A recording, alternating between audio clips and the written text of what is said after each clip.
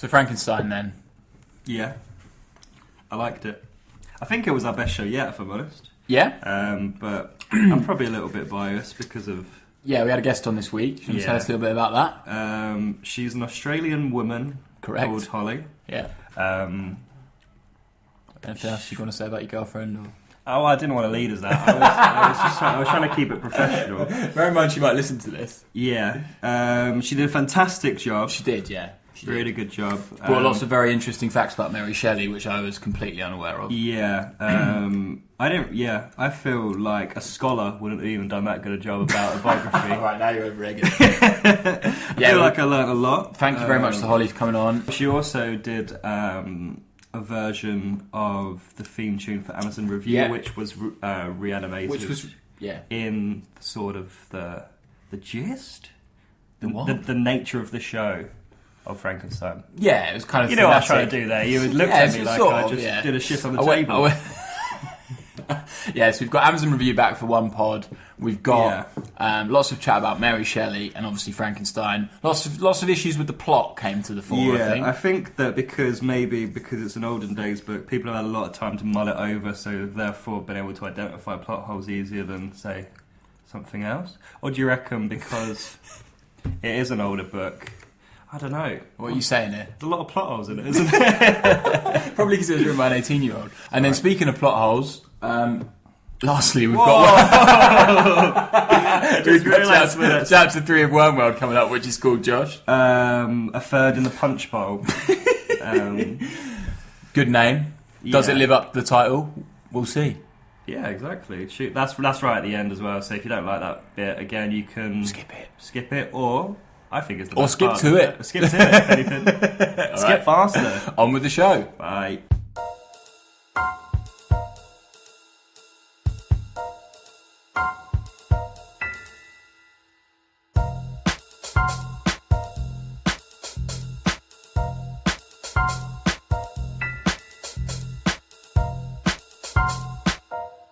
Hello and welcome to a novel adventure where we read the dusty old classics so you don't have to. Today, I quite like that. That is better, but you definitely have stolen that from somewhere. We found out it was Jif. I'm sort of thinking I might do like a different slogan each week. Oh yeah, for one of my favourite adverts. Today, Frankenstein, Mary Shelley's Gothic horror masterpiece that was initially written as a bet between teenage friends and went on to become one of the most significant and influential novels of the 19th century. It spawned not just a creature, but a whole subgenre of horror stories and plays. Here to talk about monsters, laboratories and free will are Josh. Hello. J. Roy. Hello. And a special guest for this week, Holly. Hi. How you doing? Great. Yeah. What sort of books do you like to read, Holly? Whatever genre Chuck Palahniuk with Fight Club is. What genre? Fiction. Is that like mystery? Battle. I think it comes under action. Philosophical fiction. I haven't read any like action books, and like I don't know if like Transformers Fight Club is would not come an across. action book. Oh, I thought it's that bit. It's not like the book adaptation of the I thought it was like Tekken in paper. What are the last 3 things you read? I read Conversations with Friends by Sally Rooney, and I'm currently reading Normal People. Also by Sally Rooney. Yeah, also by Sally Rooney. She's really popular at the moment. Yeah, I've seen her knocking around on the tube and that. Haruki Murakami with Hard Boiled, Wonderland and the End of the World. I mean, they all sound like quite highbrow books. Yeah, the last one I bought her, it was quite highbrow, I can assure you. Josh did buy me that. What are the last 3 things you read? Back of a packet of Quavers. The Goldfinch, but then I spoke about that a little while. You spoke about that on the last pod, so we can't retread that. Because that's quite a long one, so it's what sticks in my memory. Yeah, fair Obviously enough. Frankenstein. Yeah. And then I was well, the thing is, because I'm a pretty slow reader, in between assignments that we have to do for this, I only really get through about a quarter of a book. Don't call them assignments. Well, no, assignments could be cool, like James Bond goes on assignments. Yeah, he does. Yeah, he does, Or school assignments, and you're thinking it's the latter, so shame on you. I think it's closer to that. I think it's it's James Bond, isn't Oh, it? wait, it's like missions. It's not like an assignment. No, it can be assignments, definitely. If you go down to, what's her name? Dame Judi Dench, she'll say, So you're going on an assignment in opposed to a mission. Right, okay, right. This is probably a good point to bring up the flag system,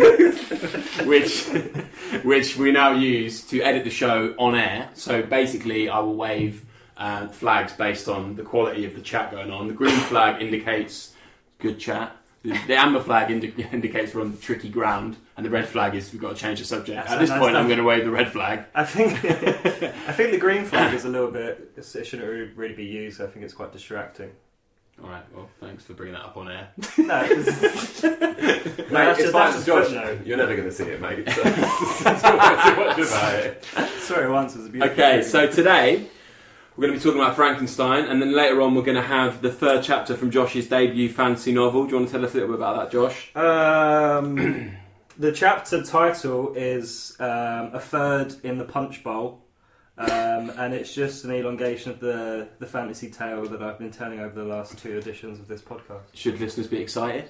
No. If you want to be. Fantasy's not for everyone, but it's very... If you like fantasy, you'll like it. It's very high quality writing. Although this time round, usually Holly is my editor. Yeah, there were some spelling mistakes on the last one, I have to say. Yeah, she did a shit job. I'm your editor. Hey, you sort of looked through it. But this time, obviously, she's going to be here, so I can use that. So this will be worse. Right. Brilliant. Right, well, you got that to look forward to. But first, Frankenstein. So why did we pick this Gothic classic? I chose it, actually, when you asked me to be on the pod. Yes. Because I think that Mary Shelley is a badass goth. Which she is. And the OG badass. The OGG. Exactly. No, that makes sense. Original gangster goth. Oh, just OG still. Alright. Well, that leads us on to Kill the Author, which is where we talk a little bit about the author before killing them off for the remainder of the show. So, Holly, do you want to tell us a little bit more about Mary Shelley? Sure. So her life was full of tragedy and possibly murder. Ooh. She was the daughter of the feminist writer Mary Wollstonecraft and political writer and philosopher William Godwin. Yeah. Her mother died giving birth to Mary, and Mary later went on to lose her virginity on her mother's grave. What? So fun fact. Fucking hell. That's V-Goth. That's like some like True Blood. Yeah, it's very good. She had an older sister, Fanny, who was born out of wedlock, who later went on to kill herself. Jesus and her stepsister, who got pregnant to Lord Byron and later accused him of murdering her child. Everyone was shagging Lord Byron though. Yeah. Everyone was shagging Lord. Everybody's shagging everyone these days. It was filth back then. Well, if you had no internet and stuff, you probably were shagging. Right. Sorry, Ollie. She had a scandalous relationship with her future husband, a romantic poet. Scandalous in what way? It may or may not have involved the murder of Percy's ex-wife, Harriet. Jesus Christ. Yeah. This is more interesting than the book, I think. Yeah. He got together with Harriet when she was 16. Yeah. And then Wow. he was 19. And then 2-3 years later, then got together with Mary whilst he was married to Harriet. And then... She was 16 also, she was also 16. Nothing looked consistent. And her father was not happy about the scandal surrounding their relationship. And then I was doing a bit of reading and went down a rabbit hole where some people accusing him of murdering her. Yeah, there was a lot of murder. Is it like the Elvis is still alive section of the internet? Possibly, yeah. He's like a literal serial data. Has anyone else got any fun facts about... Well, not fun, but some facts about Mary Shelley? Have you got some more? Sorry, Holly. Well, I've just got one other really good Yeah. one. Her husband, Percy Shelley, who was there at the writing of Frankenstein, died in a boating accident. And when they cremated him, his heart was calcified, so it basically turned to stone. Bone heart. And was still there when they burned his body. And they gave it to Mary Shelley, and she kept it wrapped in one of his poems in her desk drawer. For 67 years. This makes Marilyn Manson look like the Teletubbies. She is so goth. That's mad. That is absolutely mad. What have you got for us, Josh? Holly stole my bone. You can't really beat any of that. She stole my bone heart thing, if I'm honest. You've got to be having words after this. No, I haven't got anything else to add to that. Oh, sorry. It's alright. J. Roy? Don't apologise for providing good content. Yeah, I can't remember whether this has already been covered, but so as I understand it, it was part of a competition. Yeah. I said that. At the start. Oh, that Yeah, sounds so- like the most fucking middle class horrible thing. It is. Yeah, they were sat around a campfire. Imagine like after and this, we Byron might said, "Let's all write a ghost story." after this, might have some beer and like play Smash Brothers or whatever. And he's writing novels for fun. Yeah. But he didn't have Smash Brothers, did he? This is like sort of pre-Uber as well, so no one was like, "Fuck this, I'm going home." Like, Pre a lot of other stuff. Yeah. Do you want to tell us a bit more about that, or was that it? I think like Byron's story got half famous from that Yeah. event, but obviously Frankenstein blew it out of the water. Right. See you later. I know that it was based around the same time that they were doing a lot of stuff with electricity and with shocking frogs to make them What move. was it though? Well, this is the thing.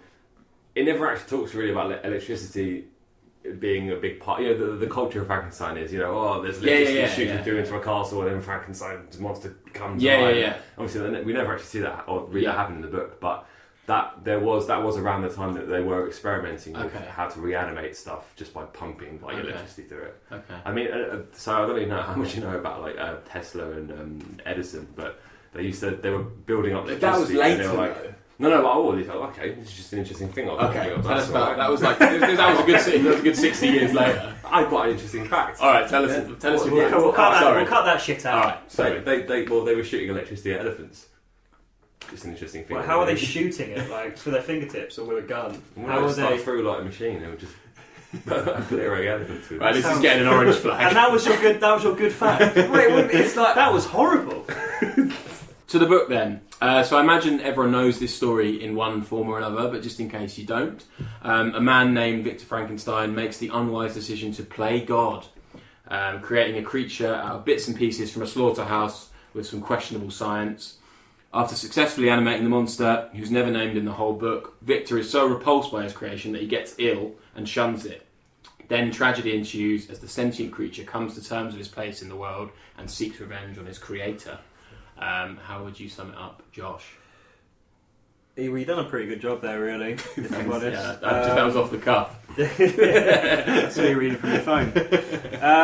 That's pretty accurate. So there's a bloke called Dr. Frankenstein, who people often misconstrue the monster's name being Frankenstein. That's wrong. Also, he's nameless. He's never called Dr. Frankenstein. No, he's called Victor. Because he never finished his PhD. Yeah, and also like He dropped out. He was there for 2 years. He hadn't even finished being an undergrad. Well, so He was like sort of midway through the second year and went, "Oh fuck you lot, I'm off." But And then then at started that calling point he himself was Doctor. like, "Oh, I fucking love science. The ultimate science is to make a human that literally repulses me." Yeah, but you can't like call yourself doctor while you're doing it. Do you reckon he would have got an honorary PhD? Well, at Oxford Brooks, like. Right. Let's crack on with our novel adventure. How can I describe my emotions at this catastrophe, or how delineate the wretch whom with such infinite pains and care I had endeavoured to form? His limbs were in proportion, and I had selected his features as beautiful. Beautiful? Great God! His yellow skin scarcely covered the work of muscles and arteries beneath. His hair was of a lustrous black and flowing, his teeth of a pearly whiteness, but these luxuriances only formed a more horrid contrast with his watery eyes that seemed almost of the same colour as the dun white sockets in which they were set, his shrivelled complexion and straight black lips. Now, I don't want to cast aspersions against Mr. Victor, but having spent 2 years painstakingly putting that together, why did he not at one point think, hang on a second, this is pretty gross, isn't it? Do I really want to be doing this? He sounds like Otto from The Simpsons with that description. Like, at no point did he realise how horrible it was until it started moving. Yeah, well, exactly. I don't understand that either. But how also did he animate it? Because is it some sort of electricity, as Josh was not alluding to, but mentioned earlier? Is that clear? Well, I don't think it was electricity, but I don't want to have an argument with you. I don't think. How else would it have been then? A charm or a hex? as we know that those are the only two ways of reanimating a corpse. But did he think that like it would suddenly look better once it started moving, or what? What I never understood is why he doesn't just reanimate like a whole dead body. Like, what was the purpose of research? And also, why? It's like, I'm going to buy like a brand new T-shirt, cut it up, stitch it together with a bunch of other fucking T-shirts, and somehow it's going to be a better T-shirt. Like, why? My two main qualms with the formation of the beast. Okay. Is why does he have superhuman powers if he's using dead corpses and he's 8 foot tall? Does he have superhuman powers, or is he just quite strong? He can run fast, and he's 2 meters tall, isn't he? Well, he's 8 foot 2 meters. Yeah. The system you're using, yeah. Wasn't he picking up body parts that he thought would like come together? So where are all these fucking sprinters that were in the morgue that he was using that allows him to amble over mountains really fast? Fair point. Doesn't make any sense. Fair point. Yeah. I can't remember. Would you have made it a year into that project? Would you have carried it on? I think at the design phase you can probably understand the ethical issues. I think once you're face to face and whatever the method of animation, if it's by switch or pointing with magic. It's true actually, if he was at university and he's spending all his time on this project, where's the pastoral care from his supervisor going, Victor, how are you getting on? I understand getting swelled up in a frenzy of doing something and being very tunnel vision, that makes sense, but not to the end of reanimating various amounts of corpse components. Yeah, it never ends well, does it? Yeah, imagine like you've got mates in your course knocking on the door, go, all right mate, do you want to come out tonight for a pint? He's like, oh no, I've got some stuff. What stuff you doing? No, nothing. Don't worry about it. It's fine. It's not anything. Yeah. So if you had the power to create life, would you create reanimating a corpse? Would I create life? Yeah. Well, I guess it's like Westworld, isn't it? So that would be I would. I definitely would. Absolutely would. I would love that. As long as I can somehow That's control. sadistic. Well, I think where Frankenstein went wrong was that he didn't give enough care and didn't control. That's what I would bring. Care and control. Right. And how would you implement that? Well, I would be there for him first and foremost. Okay. In opposed to being scared and falling ill and falling over. Whatever. Who and what would you reanimate? I would reanimate myself first and foremost. But you're alive. But stronger and faster. That's not reanimating. No, just go to the gym. Oh, sorry, not reanimate myself. I'd make a corpse, a Frankenstein's monster look like myself. Are you just going to go Inspector Gadget, where he's got arms that are leaves and stuff? Also, no, because imagine if it was faster and stronger, I'd be like, Frankenstein Josh, get me over to, I don't know, Holly's house. I'd just pop on his back and he'll run there. And That's going to be a slave. That's £1.50 You want to safe. create a slave. No, because I would. And how are you going to make That's got a whole Frankenstein lot of Josh? ethical issues attached to it. Yeah, it's true. You're playing the moral card, but you want a slave version of yourself. No, son. But but you're bound by the constraints of using materials in the world, right? So to create a version of yourself, you would have to cut yourself up. But also, I'm presuming that this was when it was written, so 200 years ago. Now we've got much better technology. So you clone yourself and then animate it. Effectively clone myself, Right. Okay. Well, I'm glad we cleared that up. But stronger and faster. Would you trust anyone to do that to you? Without having a clone, where you were like, okay, I don't mind going under the knife, and you give me super fast legs. No, because I don't know what they could have meddled with them in surgery. Yeah. To make them evil. Also, what if Superior Josh overpowered you? He wouldn't be able to. He loves me too much. It'd be like Pinocchio, and I'd be like Geppetto, whatever his name is. Or like Paul and Barry Chuckle. No, nothing like that. Okay, so apart from wanting his own personal slave to run him to his girlfriend's house, why do we think Victor animated the beast? The creature, I should say. Pursuit of knowledge, I think. To see how far that... See if you can do it. Yeah. Yeah. Yeah. Literally just that. Just because he could. Well, because there was that whole thing where... What was his name? Walton. Yeah. As well. Walton was a useless fella, just a bloke for him to bounce the story off, basically. The book ends the book. Yeah. But there was a part at the end where, his expedition was to go for scientific progress and technology. But there was a part at the end where they were turning back because all the sailors were pissed off because, there was ice everywhere. You would be pissed off if there was ice everywhere. And I think a dying Frankenstein was like, oh no lads, don't be wimps, we should do this for science. Okay. Which is So he was egged on, basically. Yeah, and obviously Frankenstein's own story is a story of his ultimate demise. It was a little bit rich that he sat there going, don't pursue stuff that you know, in case it has this like horrible conclusion, like don't follow your dreams, don't do any of that. And then the minute someone goes, you know what, maybe we should turn back, he goes, you joking? No, fucking keep going. Come on, keep going. It's like, right, mate, what's your horse in this race? Like, there was also, yeah, I'm going to look like a fucking scholar. Segue. Here, if I can remember. Segue alert. You know, because it's called the modern Prometheus. Oh, I hate that name. Do you know what Prometheus is? Do you know who? It's some Greek thing. it was so basically, a Titan. He was he was a Titan that gave humanity the knowledge of fire. Yeah. But that proper pissed Zeus off. So Right. he was like, Is that what it said in the? he was like, that was fuck you, in the myth? Prometheus. Now you're going to get your spleen or something pecked out by an eternal bird. Yeah. And overnight your spleen will recuperate. And it was just that perpetual... It's just constant pain. Exactly, but for knowledge gain. And then Hercules did something and I think killed Zeus or something, but I'm not sure about that element. There's an episode of The X-Files that's called The Post-Modern Prometheus. Oh, yeah. Oh, God. Yeah, there we go. Right. So what's the equivalent then of the pain that guy suffered in the Greek myth? What's Frankenstein? Getting your... Yeah, but what's the equivalent in this? Your entire family murdered. Yeah.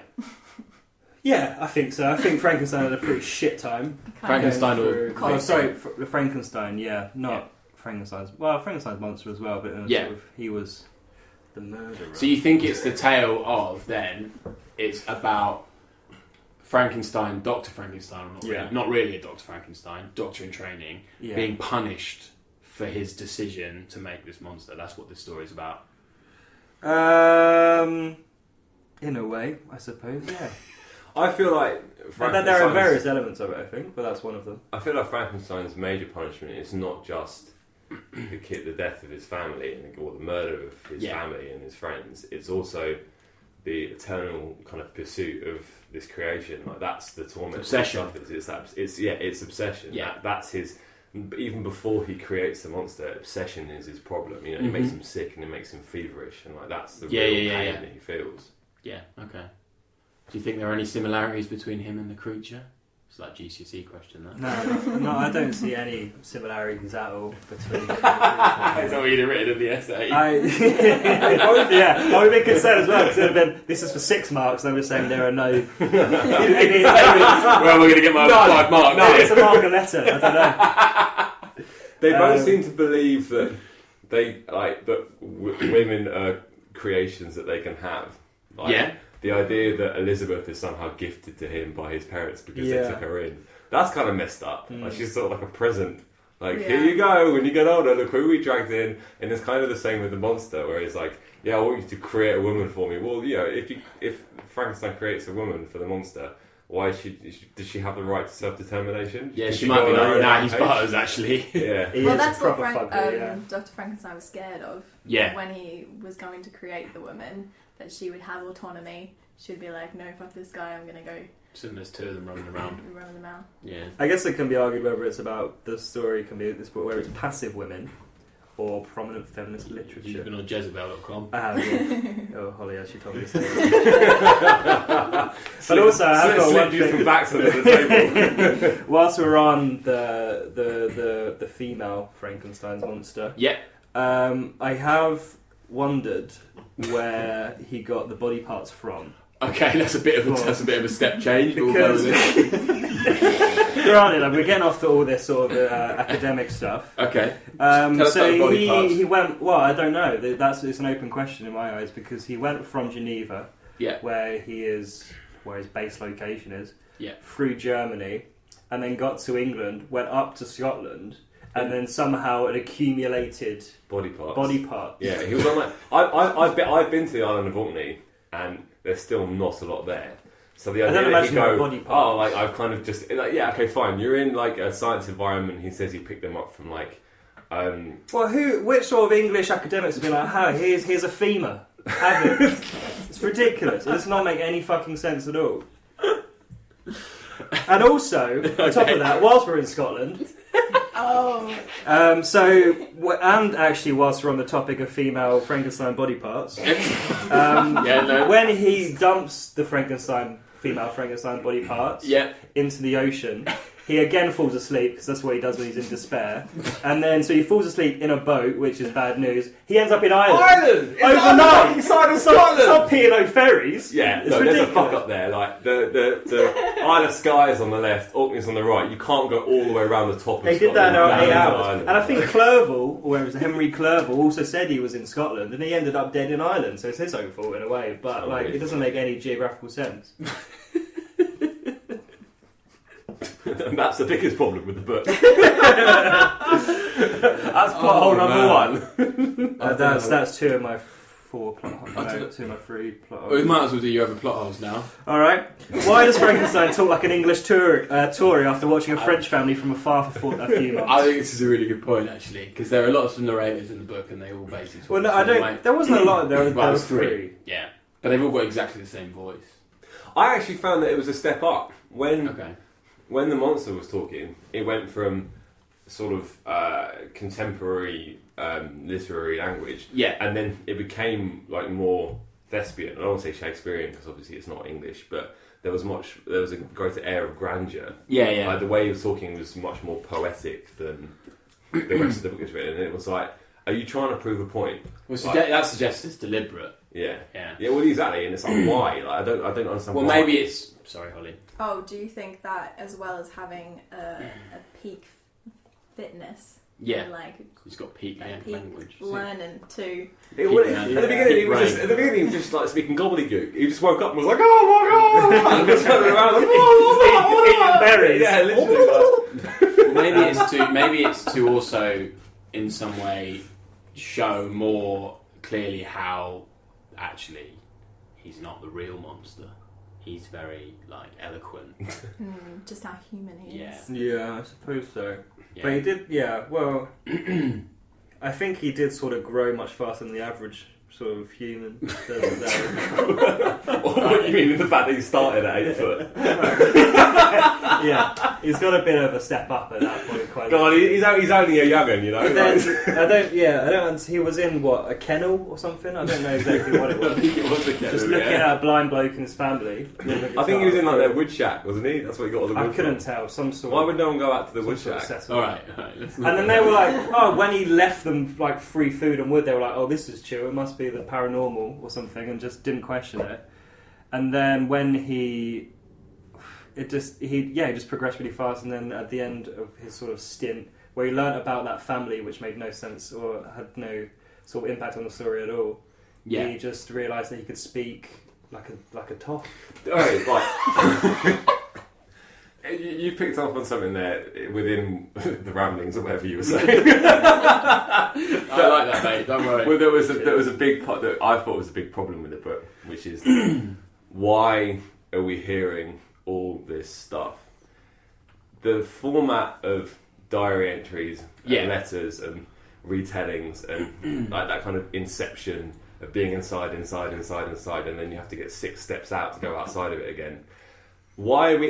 If someone turns up on your ship, right, and they're why are they there? Why are they there? Like, you know, they're in the middle of the Arctic, and you pick them up, and they're emaciated, and you go, just leave them alone, leave them be. And then you go, right, why are you here? And they go, right, let me start from the beginning. My parents, before I was born, you'd be like, no, why are you in the Arctic? I don't understand. Rush to the point where you've recreated, you've animated a monster. It's almost like he's gone like, I've got a story to tell you. It was like, okay, start from the beginning. It was like, okay, so I was born. It was like, these two sort of nice to say, no, I meant the story. Well, to be fair, Walton's like in love with Dr. Frankenstein. As soon as he arrives on his ship, he's like, oh, like, he's been sent to me.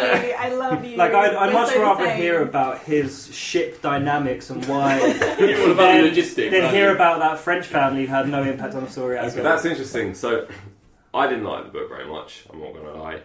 I've come up with some better plot lines to the book, which I would have found more interesting. Oh, wow. Okay, right. These are Josh Roy's plot lines to improve Frankenstein. Plot line number 1.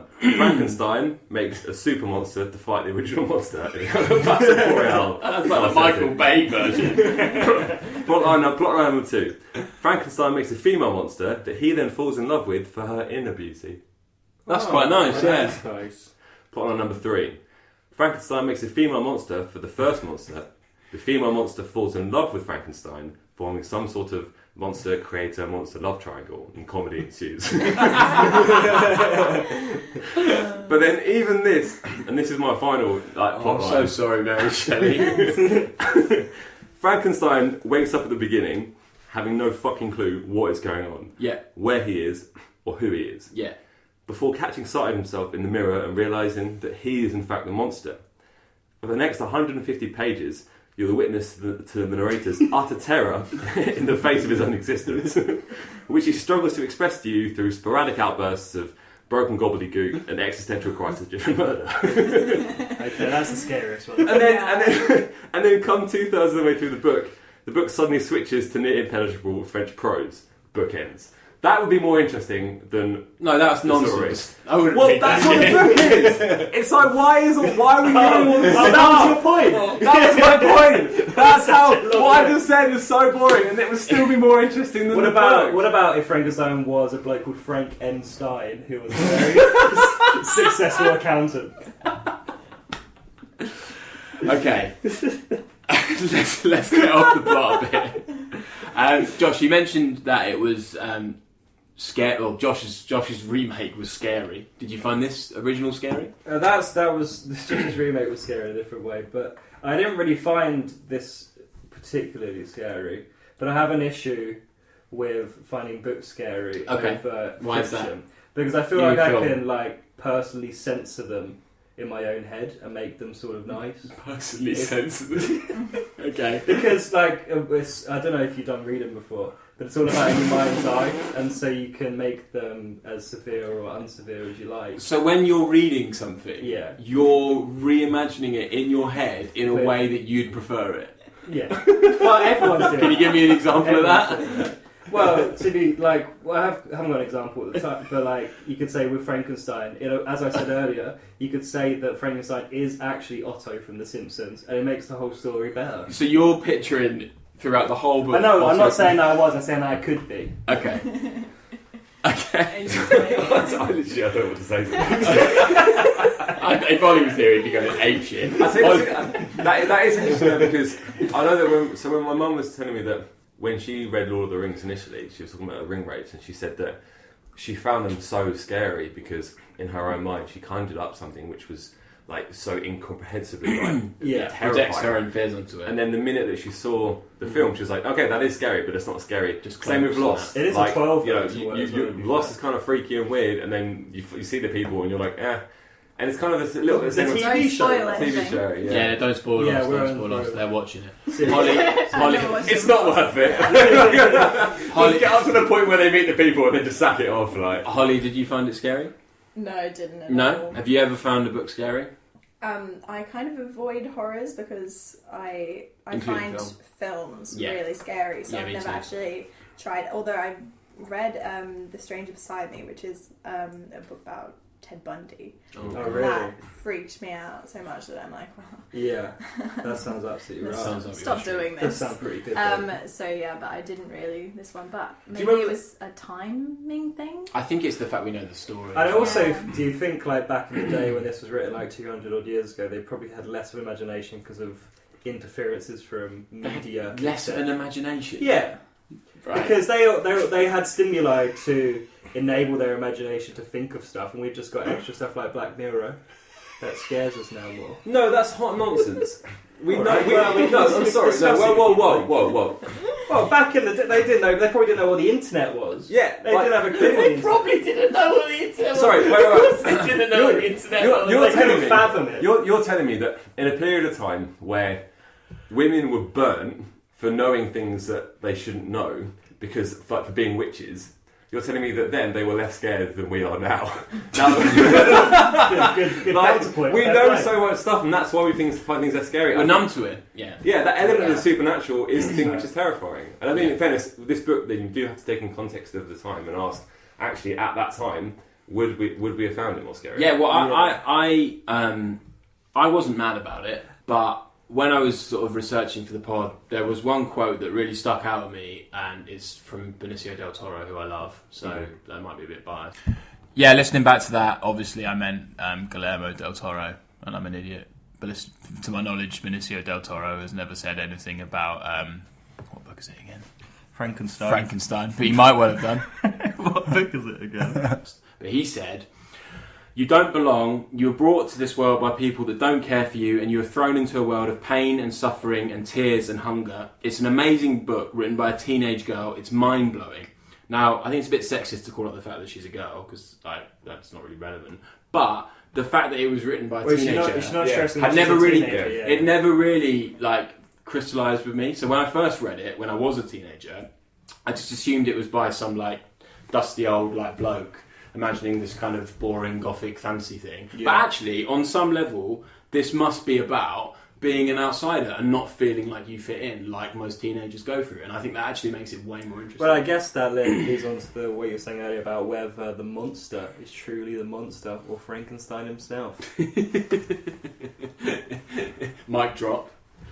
That was what happened. I think that with that otherness of the monster, it's also about she's had such tragedy with different births. Yeah. She had 3 deaths of her child. I don't know what she'd had before this, maybe 1. But she, her mother died in childbirth. So it's kind of this story of a terrible birth. Yeah. Really. Yeah. Someone that doesn't belong in the world. Yeah. And her sister was also... I know I've killed the author. No. We do this all the time. Ollie came up with Kill the Author. We always bring it back. If we're speaking about a pod to reanimate, then this is the ideal world. Oh, nice. Carry on. Yeah. That's all that. Cheers, mate. Her sister was born out of wedlock. Yeah. And never felt like that she was loved by her family as well. Yeah. And that would be something that's playing on Mary's mind, even though she doesn't talk about that when she's talking about the origins of the story. I would imagine that's part of it. Yeah, it's quite a sensitive subject, I imagine. Yeah, I think oddly it's a book that becomes a lot more interesting when you think about who wrote it and why they wrote it, which isn't always the case, I think. But I definitely didn't like it when I first read it, but now going back to it with knowing who Mary Shelley is a little bit and having Holly having filled it in nicely at the start, I definitely like it more, I think, than I did.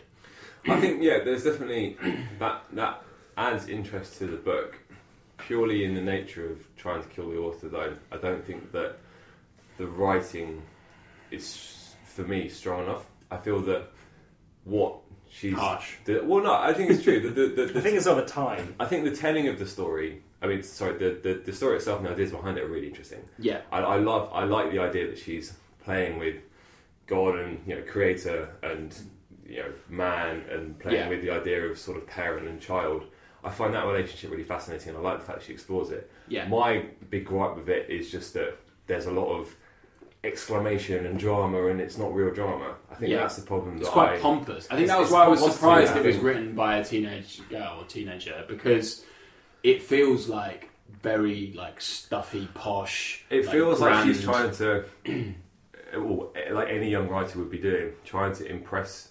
Yeah, well, she's surrounded by Lord Byron. Precisely. And I feel like if this was something which was told around a campfire, I'd be like, this is really engaging. Be a fucking long campfire. You need a lot of wood.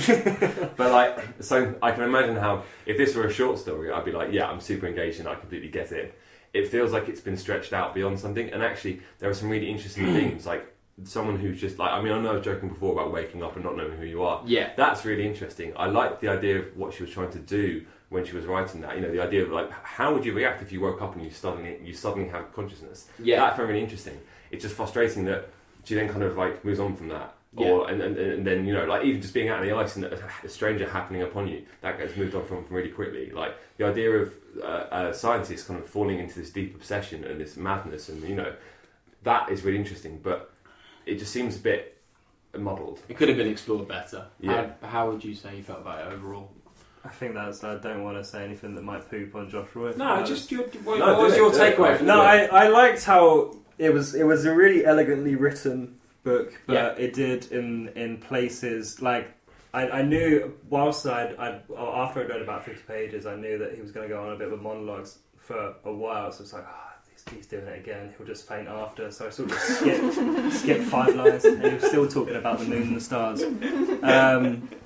But I guess the monologue approach does lead into his obsession and sort of replicates that a little bit. But I at times I enjoyed it. I think I found it much easier to read than some of the olden Daisy books we've read. So like I thought, like Wuthering Heights I could already get through, but this like was digestible. And I knew what was going on at all times, which I haven't. And bearing in mind it's 200 years old, I think that's a testament to its writing, and it stayed with us. Yeah. I thought it was a bit of a slog. Bit of a slog. That was exactly that was the word I've written here. I was counting the pages, and it was a shame. It was the longest 170 pages I've ever read, for sure. Mine was 205. Oh, really? Yeah, I mean, I know it's the same number of words. It's probably formatting. Dr. Frankenstein is so annoying. Yeah. So whiny. He made a series of very sort of dubious and odd decisions. He's like the most heroic coward that I've ever. Like 1 minute he's like, yes, I must have this noble purpose, but also I'm going to hide under the bed until the monster goes. And what about Frodo? There was one bit where, so on his wedding night when he's meant to be killed, I was like, I just thought it was so obvious that the monster was going to kill his... Yeah, he was like outside with a gun, just sort of shifting out, and was like, and Elizabeth was just getting murdered by... How self-centered are you that you're not going to protect your wife? You're right, it was so self-indulgent. Yeah. Even in the storytelling, it was like, all of his family had died. Yeah. That is incredibly tragic. That is something which would be at the front of your grief when you're relaying the story. Yeah. And he starts off with, and I was at this university and I read these books and I met this person and he was I think he used the word, he was a little erect man, and you're like, why are you talking about this? It was a little bit like, it was only after Elizabeth died, and that was the fourth death, I think, that he was just like, after he was like, I've got to do something about this. Even after his brother had died, even after like his that servant woman or the nanny had died, and I think that was someone else, but I can't remember. But he was like, I best still like make him a woman because he's horny. And then right. Is that what he said? Is that a quote? I'm paraphrasing. But then as soon as Elizabeth died, he was like, I've got to murder him, which I think is a little bit too late in my eyes. I've got a question. Yeah. If you had read this before knowing, because we love the word simulacrum on this podcast. Like Josh, that makes it sound like such a bunch of arseholes. I say it every week. Josh, do you want to explain to listeners what a simulacrum is? It's when an imitation of something replaces the original thing. Oh, perfect. Apart from saying thing at the end makes it sound like a... Yeah, get the green flag out. Perfect. Yeah, green flag. Do you feel like if you didn't know this story, and the pastiches of it, because obviously there's been like loads of different variations of it, would you have found it more scary? Do you think the purpose of it was to be scary, or do you think it was supposed to make you think? I think that there have been lots of replications of the same story. Yeah. So it's not like a novel. But I don't think that... It's not orthodoxly scary to me. Yeah. I don't think. It's more sort of sci-fi, which I don't really... I think it's the first... people say it's the first science fiction. Because it ties in, like, I don't know if you've seen, like, Ex Machina and stuff, like, or the thing that... That's the film I was talking about the other day. I said it was iRobot. The things that, I mean, again, also ties in with Blade Runner, ties in with Terminator. Yeah. There's a lot of robot AI stuff, like things having a consciousness, and suddenly, do they deserve then to be treated as equal, or are they going to be treated as Josh's slave to carry him around? So, I mean, I'm interested. Do you find those kind of concepts scary? I do. But only because I think the reason I find those scary is because they're always set in like a futuristic timeline, and so it could end the demise of humanity. Well, I guess that's still a threat. But Frankenstein at the end was just like, this is shit, I'm going to jump into some fire and kill myself. No, but which isn't a threat to anyone. But that's still a threat that the monster makes. Is I will go around killing humanity, and that's why Frankenstein is not going to make him a lady. Yeah, I think that element is but it didn't dwell on that point that much. That was just Frankenstein's fear. I don't think the book really dwelled on that point. Do you think they were just saying he was ugly? She because she had that nightmare about it, which terrified her, and then she wrote this book. So she, Oh, that was like, the origin, the idea of yeah. okay. So like the idea of it to her was really scary, but then I don't know that she wrote a horror story. After that. Yeah. Well, I think I had a dream the other day of leading 7 gorillas to Mount Doom. I don't think that would. Tell us about that. I don't think that would be. Why were you leading 7 gorillas to Mount Doom? I assume the ring, but I don't think that would be anywhere near as a hot topic as Frankenstein was. I couldn't tell that into a novel for the next. Is that coming up in chapter 3 as well? Okay, so to wrap up, Holly, you picked this book because you wanted to prove that Mary Shelley is a badass goth. Yeah. Do you think you've done that? I think so. Yeah, I agree. I completely agree. Yeah. Cool. So that's enough from us. So now we're going to throw open some of our listeners who've written some questions in about Frankenstein. J. Roy? Okay, so this is from Connor. So obviously we know that the monster isn't called anything, it's just called the monster. Yeah. What would be a suitable name for the monster if you were to have one? Gregor. Yeah. It sounded like you thought about that before. Why Gregor? I think it just suits him. He's a bit of like. He's not like a vampire. Gregor. Gregor! Yeah, it does sound very Dracula. It sounds Are you like... singing about the bug from the Metamorphosis? That was him, wasn't it? Are you picturing the green monster that you often see now in popular culture? Yeah, or that's the monster exactly that what it Mary is. Shelley describes? What are the real differences between the two? Well, the one she describes is He's just yellow. like got like translucent skin. It's like you can just see all its like veins that and sounds shit. fucking repulsive. Yeah, it's It's like like a bug larvae. yeah. It's a bit like like Voldemort Yeah. when he's the little like creature under the bench at the station. I always think that he would have a name that we haven't heard of before. That he would christen himself like Zalax or something. Like that. With 2 X's. Imagine if it was like Mervyn the monster. Barry. Well, like he read a lot. He read? He watched a lot of French people, so maybe his name was sort of Pierre. Maybe it's Pierre. Okay. Thank you for that, Connor. Have we got any more listener questions? Yeah, I got one from Colin in Portsmouth. Okay. Which of the stereotypical Halloween gang would win in a fight to the death? So Halloween gang, I'm talking mummy, I'm talking Frankenstein, I'm talking werewolf, I'm talking Dracula, I'm talking Swan Monster. Swan Monster. Yeah, Swan Monster's a very overlooked character of the Halloween gang, and it hurts his feelings. Yeah. Oh god. We've got to stop hanging out with Colin.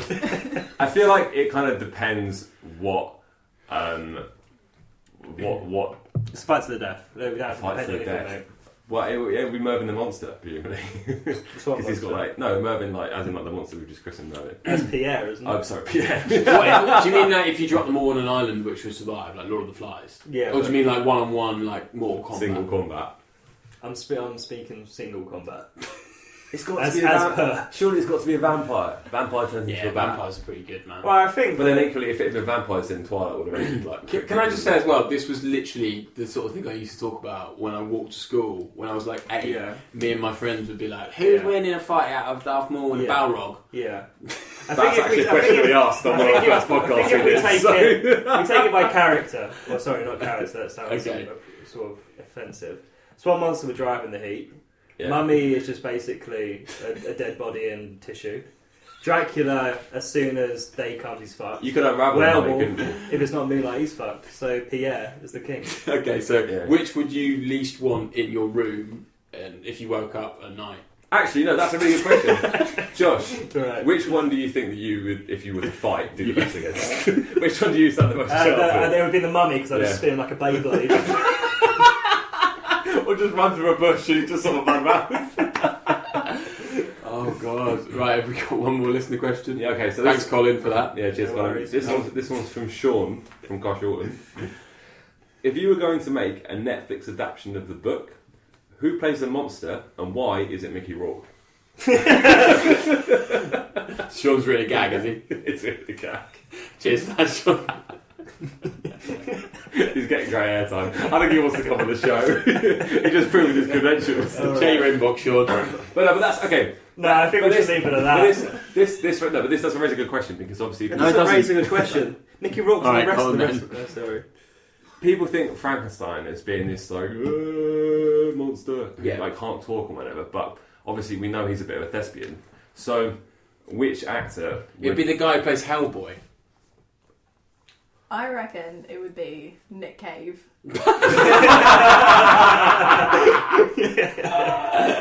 Yes, I'd watch that. Oh, I'd soundtrack it as well. I would watch this shit. Oh, it's so That would good. be fucking sick. A Nick Cave cover of Monster Mash as well. Oh, it'd be...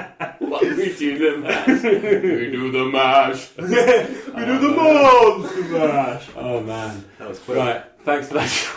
Let's go on. Okay, so because this is a slightly strange book, we are bringing back Amazon Review for a one-off special, and Holly has very kindly recorded a lovely theme tune for us. Put down my book in a fit of rage.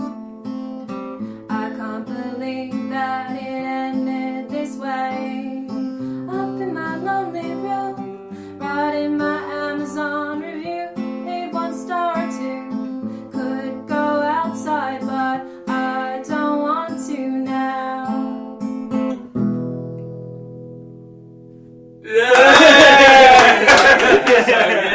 And the screen was going off.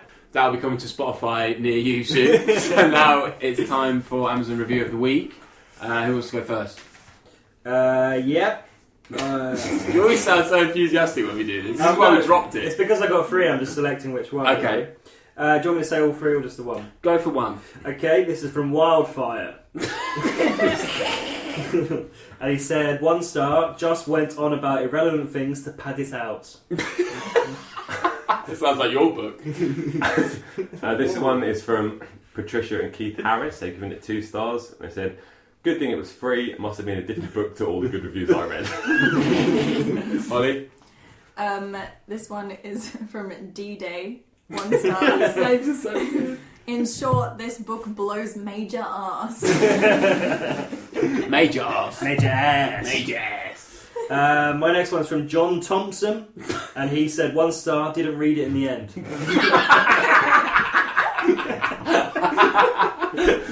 I want to know whether that means he got halfway through, or if he just picked it up and looked at it and went, nah. I got one from A.C. Dickens, no relation. He completely Don't know that. He completely misses the point of the book, or she completely misses the point of the book. Okay. It says, this is a pretty awful book. The basic premise, the creation of life, is an original idea and could have been developed into a fascinating allegory about creating something like nuclear weapons, say. It's like whipping for a bit. which become uncontrollable and end up destroying the creator. But the author has set her sights much lower. Clearly doesn't recognise nuclear weapons hundreds of years later. Like, Neither was the internet, was it, John? That's true, couldn't fathom it. Holly, if you got another one. I got one that's a little bit longer. Yeah, man, go for it. Because I agree with it. Okay. Brensis, 1 star. Wow. This is just a book about the worst parent ever. Victor goes and creates a monster, and then once he's finished, he decides, oh no, it's too ugly and scary, and runs off. Shut up, Victor. No one cares about your stupid, delicate sensibilities. You made a child because essentially that is what it is. A poor child made from giant dead people bodies, but still a child, and then you abandon him to learn about the world all on his own. What the hell did you expect to happen, Victor? It's all your damn fault. If you had stayed and raised him, given him a name even, I don't know, maybe loved him, maybe all this awful crap that happened to you wouldn't have happened. But no, he just whines and complains and faints and cries. Boo fucking who. He's your responsibility, Victor. You screwed up. Everything is your fault. Yeah, I love that. That is so true. So all that's left is to put our thoughts into score form. So Holly, you can go first as you're guesting this week. Okay. How much did it entertain you out of 5? 3. How much has it stayed with you? 5. How much? I'm really surprised. Shit, It's still here. I can read it page by I'm page in my still mind. thinking about it though. Yeah. You know? Yeah. But maybe that's because I'm on a podcast for it. Yeah. And how much would you recommend it? Oh, probably 2. Okay, so that is 8. 3, 5, 2. I can't add. It's That's 10. Josh, how much did it entertain you? 3. And how much has it stayed with you? 4. And how much would you recommend it? 3. I love the way you deliver your scores like Lynn Goodman. J. Roy, how much did it entertain you? 2. How much has it stayed with you? 3. And how much would you recommend it? I'm going to give it a big fat goose egg. Naught! Yeah. First ever naught. 25 in I total. wouldn't recommend Good it. add-in. Thank you. Thank you for I doing was that. doing it en route. I'll be honest, listener, normally we stop the show there and spend a few minutes adding it up. Usually we get it wrong as well. Yeah, we do. We've been known to get it wrong. Also, big fat goose egg is a very cool phrase. Well done. I've never heard that before. 25 out of 45 for Mary Shelley, which is not great. Shy in comparison to the rest of the ones we've done. Yeah, we're usually quite generous. Sorry, Mary. Next up, Wormworld Chapter 3. So far we've had 2 chapters of Josh's debut fantasy novel, which he's written to prove that Terry Pratchett is a fraud. And this whole thing is so insulting. if you're not interested in this, feel free to stop listening now, because the remainder of this pod is going to be Trash. Chapter 3 of Wormworld. Yeah. Josh, do you want to fill us in on what's happened so far? So in the last chapter, the Rat Just in the King. book generally, I think. No, I can't be asked for that. The Rat King. It's your book. I can't. Every time I can't tell what's happened in the Just previous give us chapter. a vague summary All of right, where we're at. okay. Yeah, because well- I've got no idea what's happening. Okay, well, there's a mole family. They're called the I can Blacks. tell every single bit. Just tell us the No, importance. that's That is quite important. Okay, knowledge. sorry, Start with go that. again. Chapter 1, there was a mole family. They were called. Their surname was the Blacks. They spoke of a secret society called the Shadow Crawlers. They spoke about they spoke about mutiny. They did actually, and rebellion. They spoke of the evil force that is the Rat King.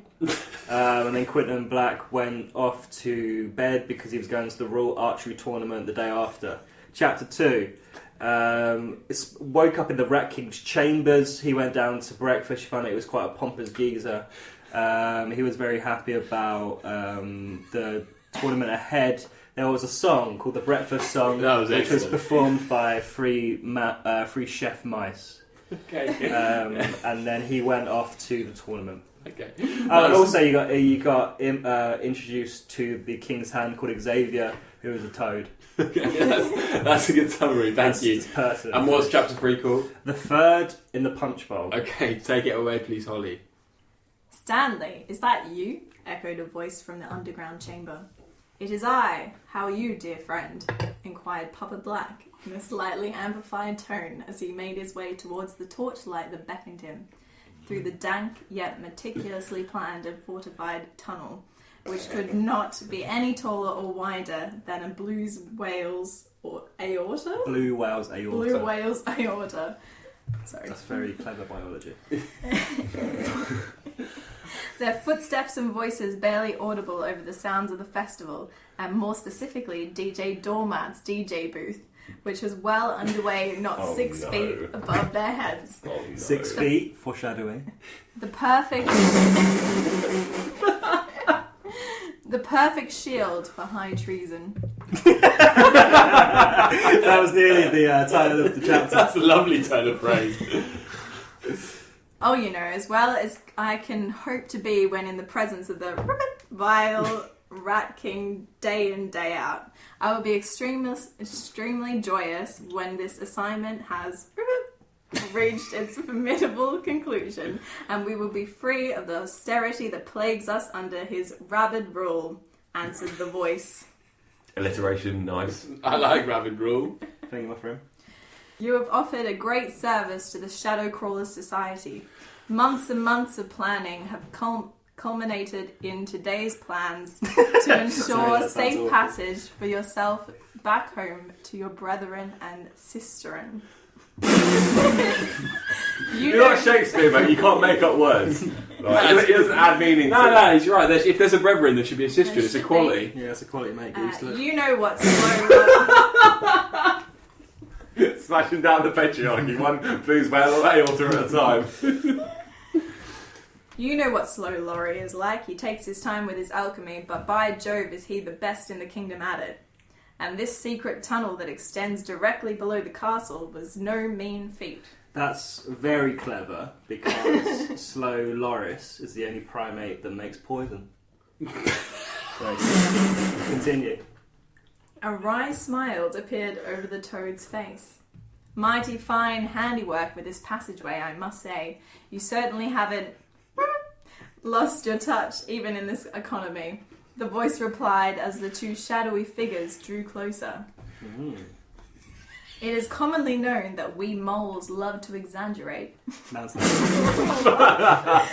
Stereotype there. Nice. Establishing. Fucking moles. That's really funny. That's really funny. Oh man. But business performance has taken a real downturn. Folks, you don't need holes so much in this current fiscal climate, I'm afraid. I thought if I invested all my money in a radio advert and helped the festival by sponsoring the youth tournament, it would really loosen the purse strings of the town, and that hasn't been the case. We've had to have worm casserole for the last 2 stinking weeks.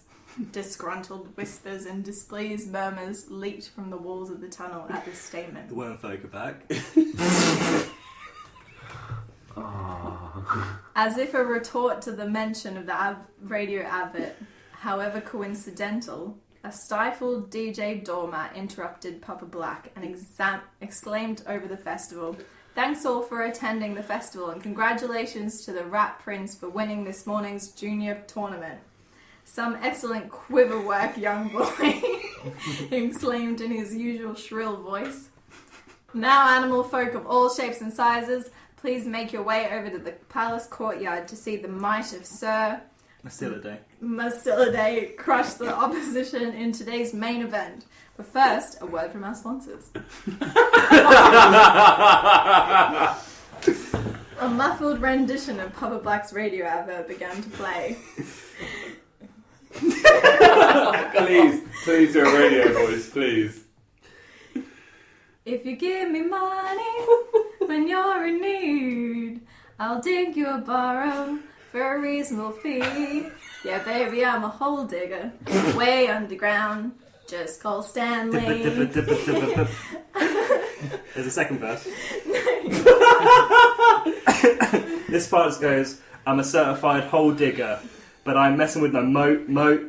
I'm a certified hole digger, but I'm messing with no moat," which is clever because he hates the royal family.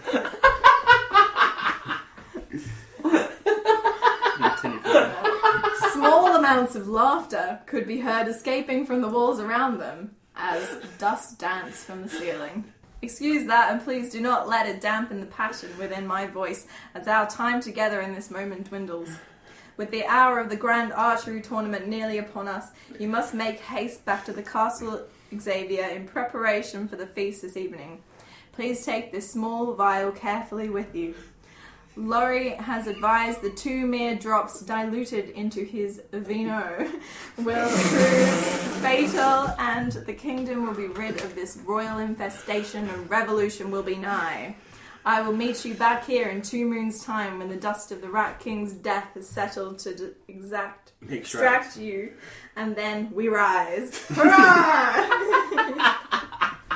Stanley roared as he brandished the first element of the secret handshake of the Shadow Crawler's sigil with his paws in front of Xavier.